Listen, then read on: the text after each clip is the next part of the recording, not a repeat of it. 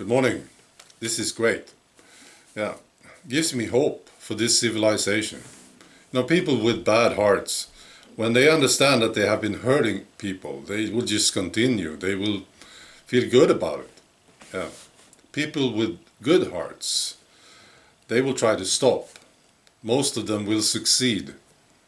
And then there are those who feel so terrible about what they have been doing, so they have to apologize. Yeah, those are the really decent ones.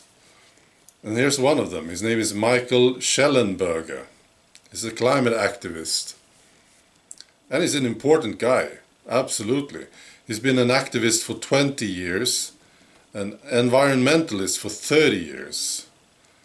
He was an energy expert asked by the Congress to provide testimony. He was invited by the IPCC to serve as expert reviewer of its next assessment report. So you see, this is an important guy. So this is what he says. I feel an obligation to apologize for how badly we environmentalists have misled the public. Yeah, and they're already trying to stop this. Yeah, so we need to tell people about this. And it's fascinating. He says, some people will, when they read this, imagine that I'm some right-wing anti-environmentalist. I'm not. At 17, I lived in Nicaragua, showing solidarity with the Sandinista socialist revolution. Yeah. At 23, I raised money for Guatemalan women's cooperatives. In my early 20s, I lived in the Amazon, doing research with small farmers fighting land invasions, you see. So this guy's been around. And this is my favorite part. He says, until last year, I mostly avoided speaking out against the climate scare. Partly that's because I was embarrassed.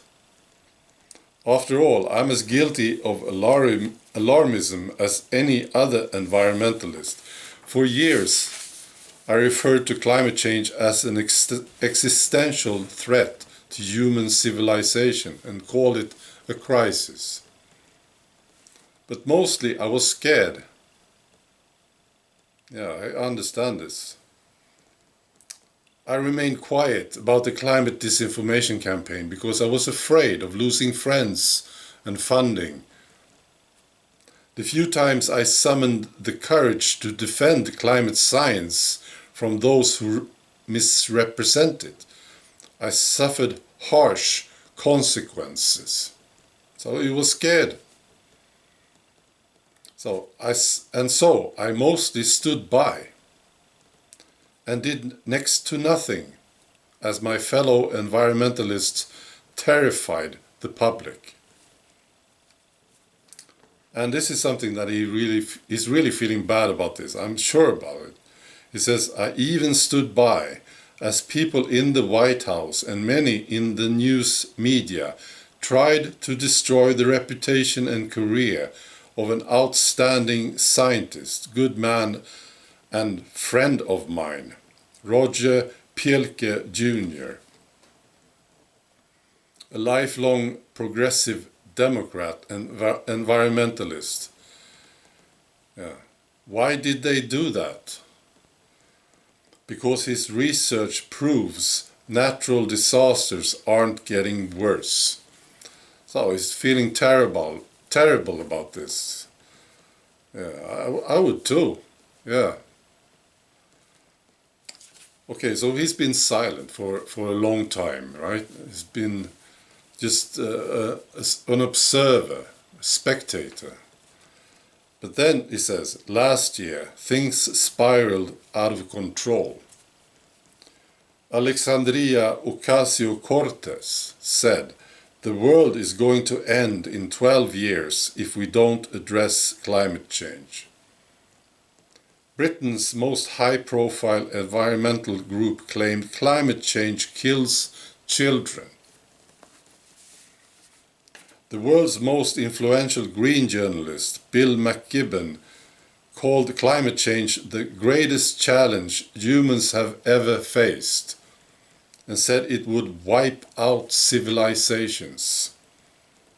Mainstream journalists reported repeatedly that the Amazon was the lungs of the world, and that deforestation was like a nuclear bomb going off.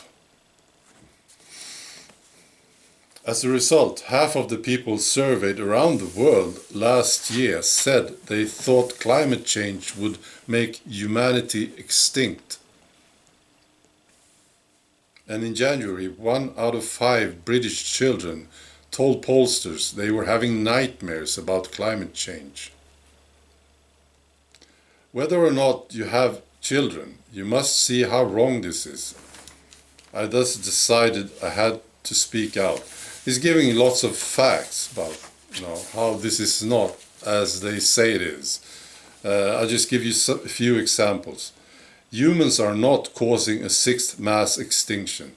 The Amazon is not the lungs of the world. Climate change is not making natural disasters worse. Fires have declined 25% around the world since 2003, and so on. There's a long list of facts that he's writing. So, fantastic. Yeah. I'm sure there's more people with good hearts in this alarmist movement. Look at this guy. This is a good guy, He apologized. And I accept the apology. I do. And well done. All right. That's all.